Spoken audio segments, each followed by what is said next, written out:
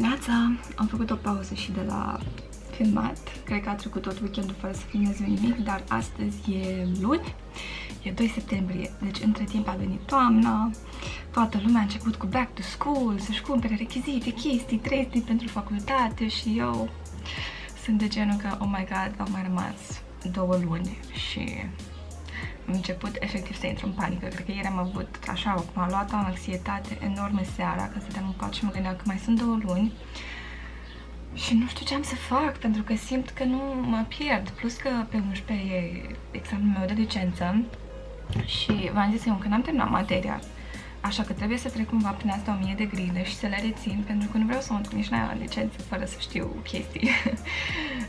Totodată ieri am început să fac câteva întrebări de la pneumo și mi-am dat seama că, uite, unele capitole am învățat mai bine, de exemplu, pneumoniile, tuberculoza, cancerele, parcă simt că le-am tratat mai serios și mai țin minte ceva. În schimb, de la BPOC, de la astm, băi, Doamne, deci am uitat atât de mult, inclusiv clasele alea de la BPOC, simt că parcă mi-au trecut așa vârf prin cap. Mi-am așa foarte puțin, dar trebuie să merg să fixez informația. Așa că de astăzi am zis că implementez o nouă metodă de învățat. Am 1000 de grile să fac cam 100 pe zi. 100 pe zi, asta ar veni în 10 zile să le termin pe toate, să trec prin toate și nici să nu fie chiar așa toate dintr-o dată. Așa că astăzi cred că am să continui cu pneumo după ieri seara.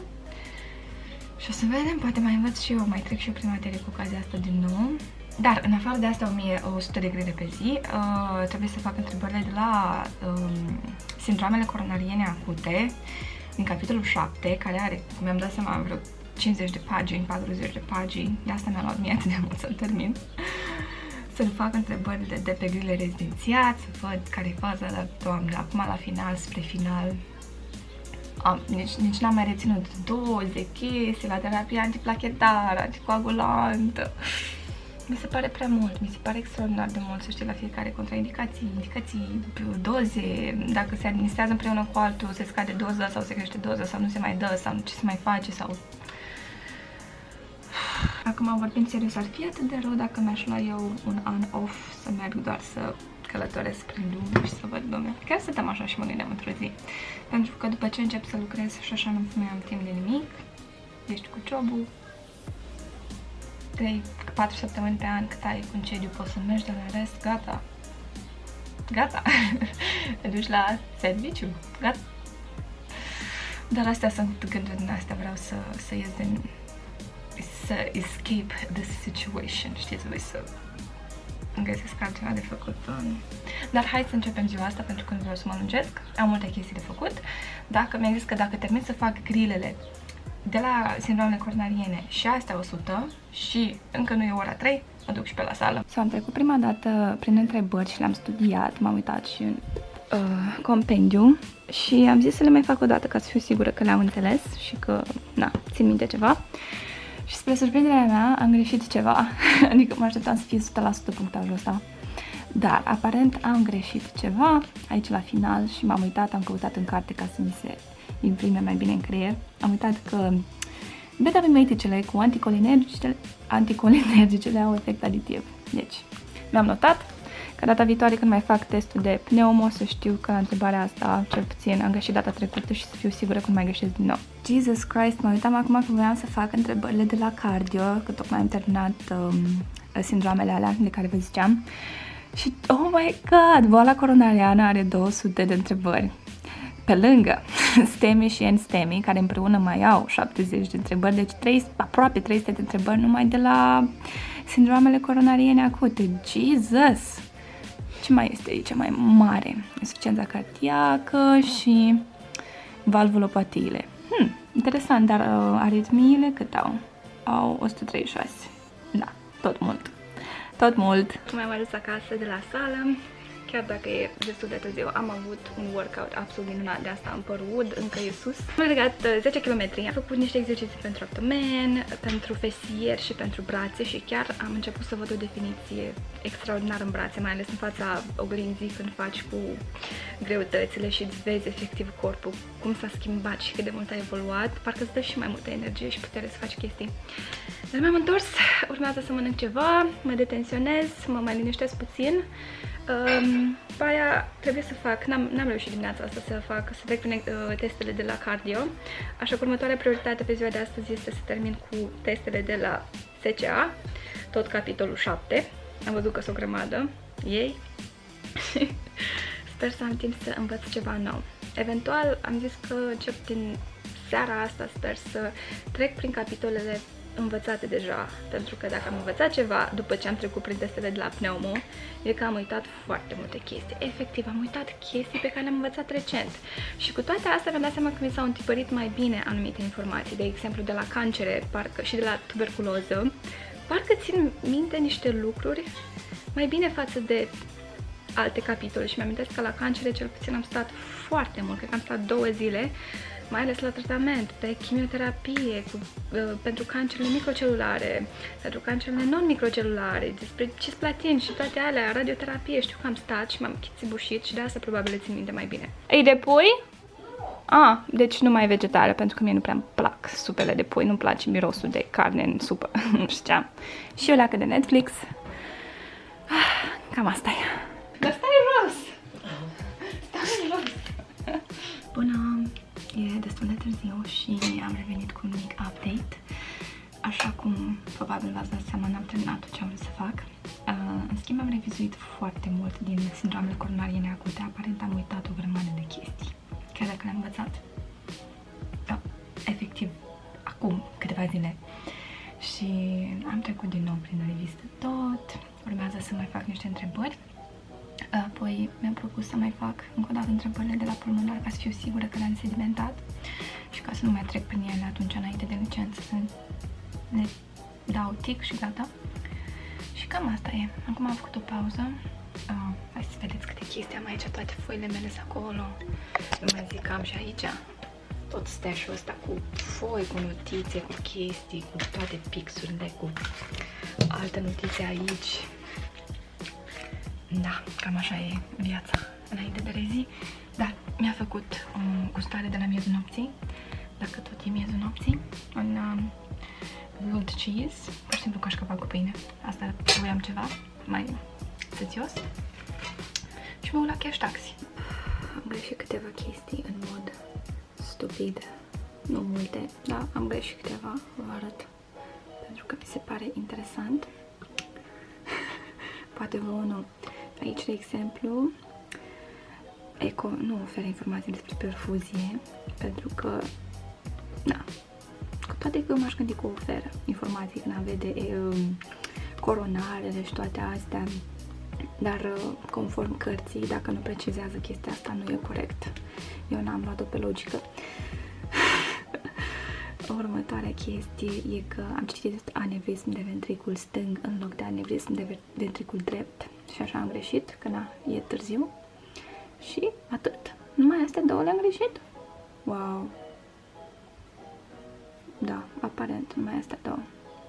Da, na, nu trebuia să greșesc nimic până la urmă, că abia am recitit chestiile astea. Yep, e dimineață. N-am mai reușit să termin ieri întrebările, așa că puteți să vedeți că le-am început aseară la ora... Da, cam târziu și l-am terminat abia acum dimineața. Deci, durata testului 642 de minute, mi se pare amuzant. Asta e rezultatul. Am greșit destul de mult, însă am dat seama că am greșit la capitolul pe care nu l-a repetat, și anume angina pectorală stabilă și toate ischemiile alea de la început, cu angina Prince-Metal, ischemia, toate ischemiile de la început înainte de STEMI și non-STEMI. Eu am repetat doar STEMI, non-STEMI, în rest, care le-am greșit din paginile de la început, pentru că am uitat foarte multe chestii. Dar în principiu e bine, având în vedere că greșelile sunt din capitolul pe care nu l-am repetat și că în capitolul și că marea majoritate am făcut bine. E încurajator, așa, puțin. Da, acum urmează să mai fac câteva întrebări pentru licență. Ia să vedem de unde începe acum.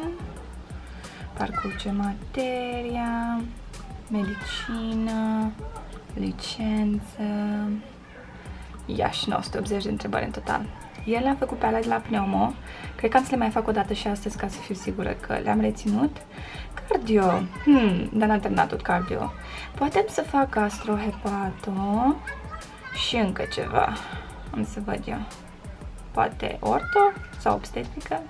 Am să văd. Da. Să vedem ce am făcut. Wow. Cam așa arată situația momentan.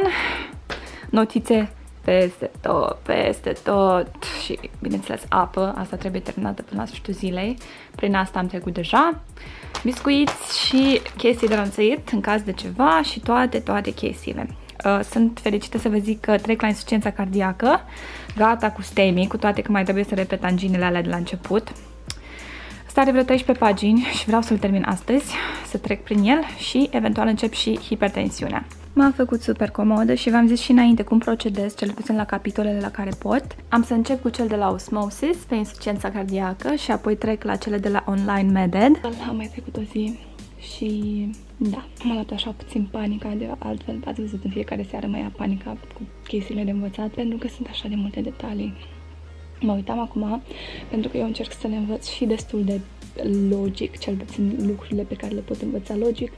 Încerc să le învăț logic și învățam acum terapia la insuficiențele cardiace. Știți că începe cu IECA, beta-blocante, sartan, dacă e intoleranță la IECA, se mai dă aldosteronice și tot așa. Și ajunsesem la sartan și zice acolo că se dă, dacă se dă în loc de IECA, scade, stați că trebuie să mă chinui să amintesc. Deci dacă se dă în loc de IECA, scade și mortalitatea și spitalizarea, iar dacă se dă în combinație cu IECA și beta-blocantul, scade doar spitalizarea. Și mă gândeam, cât de weird e asta, adică eu știam întotdeauna că numai IECA scade mortalitatea la pacienții cu insuficiență cardiacă, adică sartanul nu are niciun efect benefic pe mortalitatea pacientului. Sartanul dai așa când totuși pacientul nu poate să-ți ia IECA, pentru că ăsta e de prima intenție. Nu poți să-i dai IECA, din cine știe ce motiv, intoleranță, alergie, whatever. Hai, îi dai un sartan, ca să nu-l lași așa fără terapie, îi dai totuși un sartan, pentru că e mai bun decât nimic. Dar nu are efect pe mortalitate față de IECA, scuzați. Scade mortalitatea foarte bine IECA. Și mi s-a părut ciudat că dacă dai numai sartan, scade mortalitatea, sartanul și spitalizarea, dacă dai în combinație cu IECA, scade doar spitalizarea.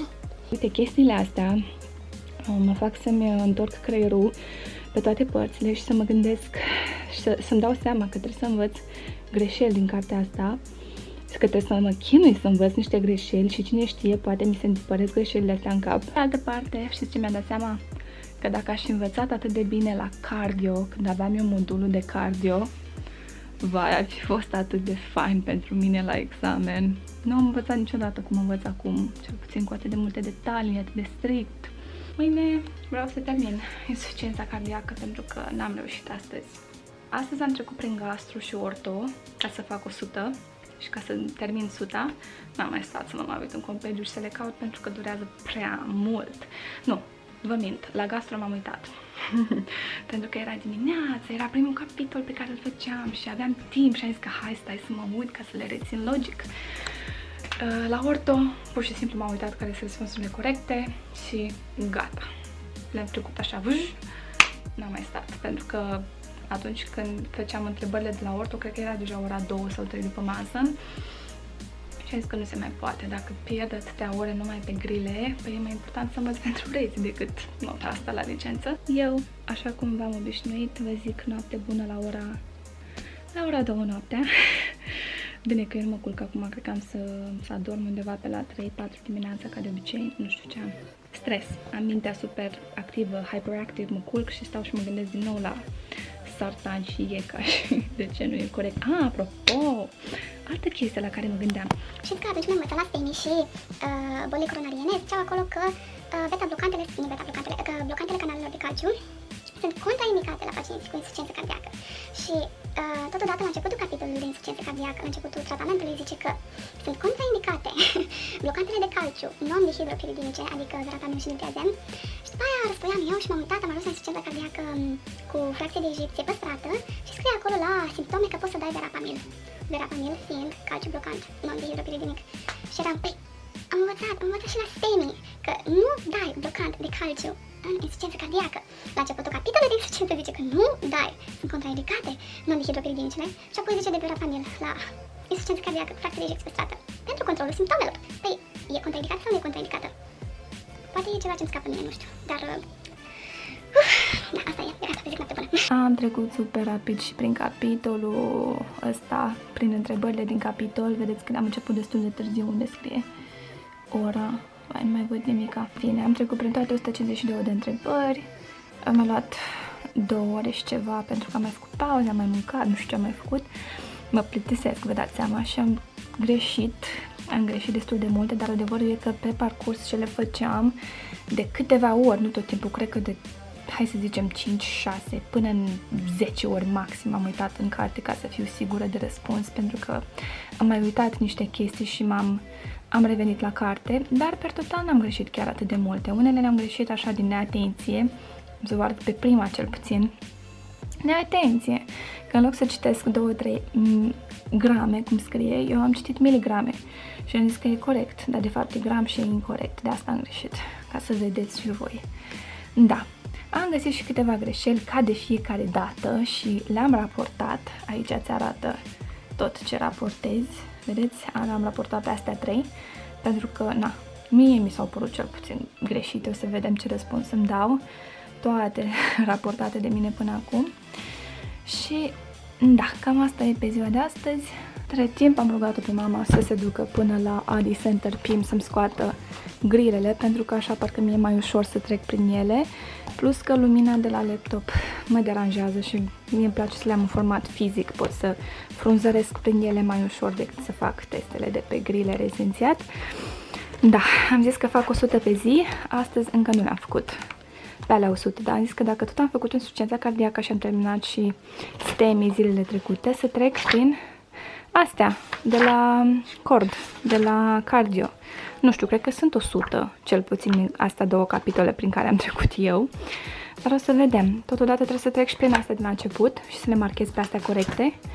Da, dar arată foarte bine farfuria. De aștept să mănânc. Și că mama a mai luat și fâșii. Îi ziceam eu că vreau ceva de snack și îmi zice, pentru snack am mai luat și fâșii. Fâșii de care?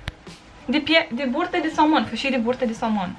Ce salea? Fâșii de burte de somon. N-am mai auzit în viața mea de așa ceva și nu sună deloc bine, ca o gustare. Deci, somon afumat fâșii. Somon afumat fâșii, nu fâșii de burte de somon. Vezi? Da, nu arată bine deloc. Nu. Arată super dezgustător, iac. Dar e foarte bun. Iac. Așa ca și gustare. Nu trebuie preparat? Nu, e gata, afumat. Azi a fost așa o zi plină, mai încărcată. Am fost la Roxana, la hidrafacial și de asta mă simt mult mai bine, îmi simt pielea mult mai proaspătă. E tratamentul meu preferat, hidrafacial, îți scoate efectiv totul din pori, îți hidratează, îți face și un peeling, te hidratează la final, foarte fain, recomand. Totodată am fost la sală înainte, că a zis că dacă tot ies din casă și mă duc, I might as well, și nu a fost atât de fain la sală, nu știu ce, mă simt obosită. Dar acum am o foame de lup. I want to try Whole30 myself for the next month. Hey guys, welcome to another diet review. Many people call this a diet, and I feel that's like somewhat of a misnomer. I think it should be called a Whole30 challenge or a Whole... Eu urceam mai târziu. Am terminat de făcut grilele pe astăzi, așa că am decis să pun stop. E deja aproape ora 12. Și a zis că astăzi mă culc mai devreme, sper. Ca să mă relaxez, mi-am pus acum o baie. Am dat drumul la apă să se umple cada fain. Îmi fac un fel de ciocolată caldă. Bine, nu e chiar ciocolată caldă. Din pudra asta Inca, fără cafea, fără nimic, e safe și la femeile însărcinate, inclusiv la copii, deci poți să o bei și seara. Și o fac cu lapte. Am pus aici niște zahăr de cocos împreună cu pudra, lapte și mă duc și fac o baie. Eventual îmi pun și un film, mă relaxez și gata. Îmi zis că o iau mai ușor. Gata cu stresul, că nu se mai poate.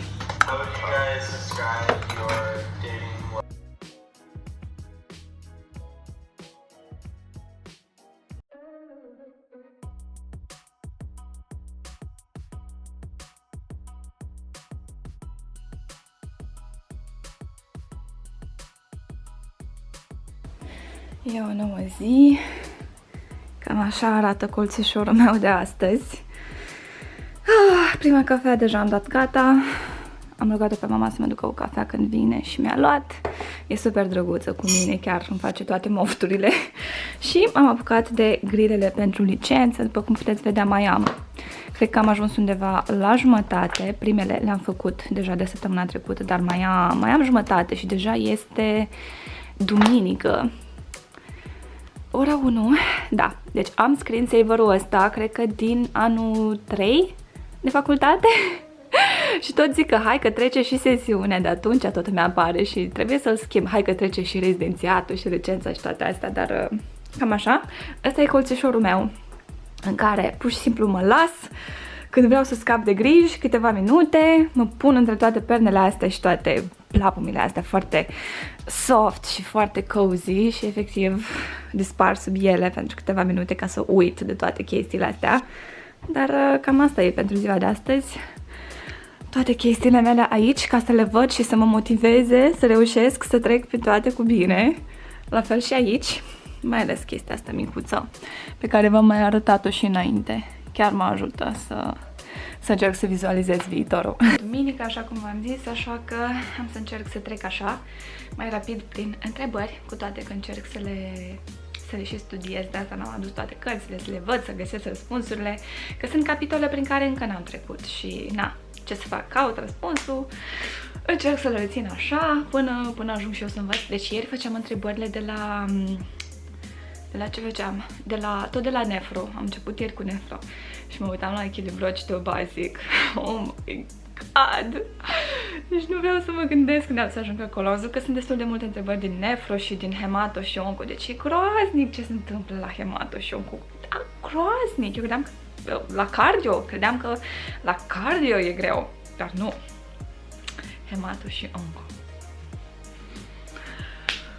Ok, nu mai trag de timp, mă apuc de întrebări și noi ne revedem mai încolo. Am dat între timp în bucătărie și m-am îmbrăcat pentru că nu știu de ce mi se face frig. Dar am zis să fac capitolul de endocrine pentru că văd că e destul de scurt. Cu ocazia asta mai citesc și eu puțin din el. N-am ajuns încă la endocrine, le-am lăsat așa mai încolo. Nu știu, încă sunt la cardio, deci încerc să fac un singur lucru decât să fac 10 și să fiu împrăștiată. Însă, clipurile astea chiar mă ajută foarte mult. Dustin explică foarte bine și dacă știți limba engleză, v-am mai zis și înainte de el despre videoclipurile de la Meded Online, cred că așa se cheamă site-ul, explică foarte fain bine lucrurile de bază pe care poți să tot clădești informații și detalii din carte. Wow! Vorbesc, nu mai am aer. Dar măcar e important de știut chiar și lucrurile astea, pentru că după aia dacă nu înțelegi un mecanism e mai greu să adaugi și să ții minte o întreagă cascadă de chestii decât dacă știi baza. Da, și acum am apuc de întrebări. Am mai arătat de mult tot felul de scheme și chestii silly pe care le fac eu ca să rețin. Iată încă un exemplu. Era aici o întrebare legată de inhibitorii de tirozin chinază și am găsit aici sunt ăștia 3 și ca să-i țin minte, pentru că indiferent dacă încerc să-i rețin acum peste 20 de minute, îi uit, mai ales când ai de învățat și alte substanțe și alte clase de medicamente, așa că mi-am desenat ceva, mi-am desenat luându-mă după cum au ei denumirea Vande, m-am gândit la a vending machine și am desenat aici a vending machine, am văzut că asta începe cu Cabo și mi-am imaginat că este în Cabo și al treilea începe cu Sora și mi-am imaginat o fată și uite așa pot să mă uit înapoi cum tipa asta vrea să-și ia ceva de la acest vending machine din Cabo, ca să le țin minte. Totodată și aici. Tipurile de carcinoamele de tip folicular sunt 3 și ca să le țin minte, oricum trebuie să știu chestiile astea, avem un carcinom cu celule Hurtle. Hurtle sună foarte similar cu turtle și mi-am desenat aici o broască din asta țestoasă. Carcinomul insular, mi-am imaginat-o pe o insulă și mai rămâne carcinomul cu celule clare și mi-am imaginat apa clară pe lângă ele. Și la fel, așa parcă le rețin mai ușor.